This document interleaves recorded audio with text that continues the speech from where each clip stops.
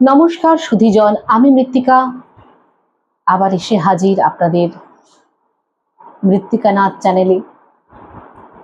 বন্ধুরা, আজ একটি মর্মান্তিক ঘটনা নিয়ে আমি এই ভিডিওটি করছি। একটি মর্মান্তিক ঘটনার উপর আমার আজকের এই প্রতিবেদন। ঘটনাটি ঘটেছে হোলির দিন, অর্থাৎ 4ঠা মার্চ। ঘটনাটি দিল্লির উত্তম নগর এলাকায়। সেখানে এক বোরখা পরিহিতা মহিলা রাস্তা দিয়ে যাচ্ছিলেন। তো তার গায়ে কিছু রং লাগে, হোলির দিন তার গায়ে কিছু রং লেগে যায়। তো সে তারপরে দল বল ডেকে নিয়ে আসে। 35 থেকে 40 জন সেই দলে ছিল, 35 থেকে 40 জন। এবং তারপরে যে বাড়ির থেকে তার গায়ে রং দেওয়া হয় সেই বাড়ির ভিতরে ঢুকে তারা চড়াও হয় এবং সেখানে মারপিট শুরু করে। রড দিয়ে এক ব্যক্তির উপরে আঘাত করে, যার নাম তরুণ কুমার, এবং রডের আঘাতে সেই তরুণ কুমারের মৃত্যু হয়।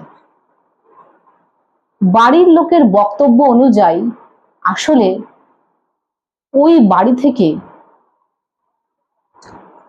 একটি 11 বছরের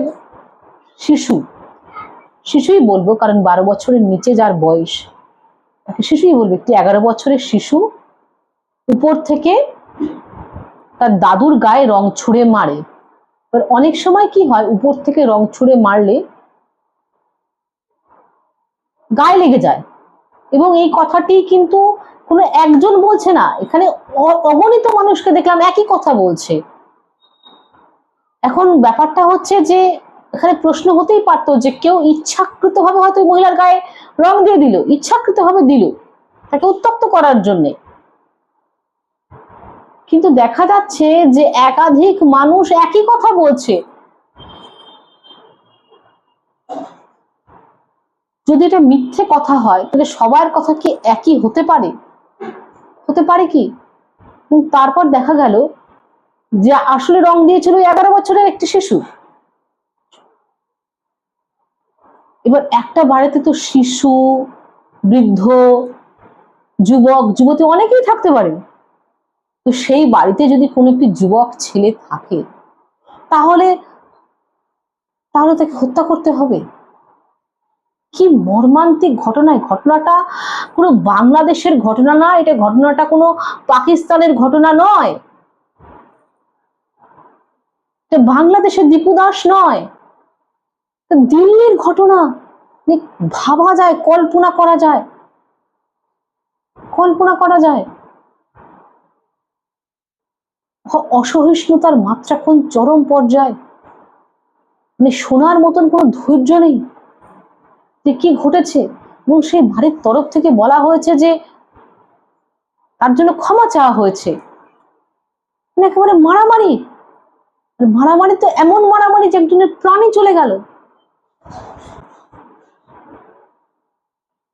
বন্ধুরা, আমি একটা কথা বলবো যে যদি কারো রং খেলতে ভালো না লাগে, নাই লাগতে পারে, সেটা তার ব্যক্তিগত, তার অভিব্যক্তি, আমি সেটাকে সমর্থন করি। যার রং খেতে ভালো লাগে না তার গায়ে রং দেওয়ার কোনো মানে নেই। কিন্তু গায়ে একটু রং লাগলো বলে একজনকে হত্যা করা হয়ে গেল, হত্যা।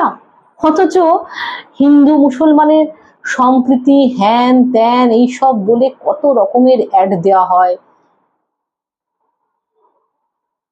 কত ধরনের নাটকীয়তা চলে। আমি তো সবসময় বলি এই সমস্ত নাটকীয়তা থেকে দূরে থাকুন। একটা কথা আছে না যে ধর্ম যার যার, উৎসব সবার। না হলো না তো।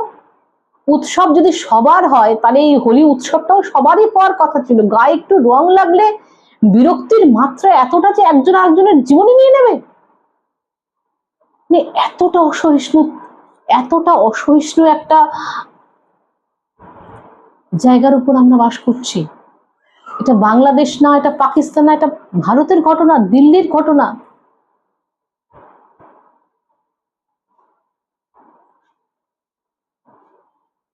তার রাগ হয়েছিল, সে থানায় যেতে পারত, প্রশাসনের দ্বারস্থ হতে পারত, প্রশাসন থেকে এসে সেই বাড়ির সবাইকে দরকার হলে তুলে নিয়ে চলে যেত। আইন হাতে নেওয়া বন্ধুরা, এটা কি ঠিক? এবার আমার আপনাদের সবার কাছে একটি রিকোয়েস্ট, তারা আইন হাতে নিয়েছে বলে আপনি আপনার মাথাটাকে আবার এতটা রাগিয়ে ফেললেন যে আপনিও গিয়ে পাল্টা কিছু করা শুরু করলেন। না না বন্ধুরা, এটা কখনো করবেন না, কখনো করবেন না। সব কিছুর একটা প্রক্রিয়া আছে, সেই প্রক্রিয়া মতন ব্যবস্থা নিন। প্রক্রিয়ার বাইরে গিয়ে অমানবিক হলে, অমানুষ হলে পতন কিন্তু অবশ্যম্ভাবী, সবার জন্য অবশ্যম্ভাবী। আমার আপনার সবার জন্য কথাটা কিন্তু সত্যি।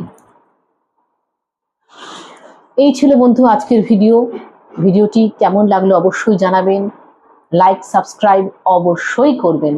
নমস্কার, সবাই ভালো থাকবেন।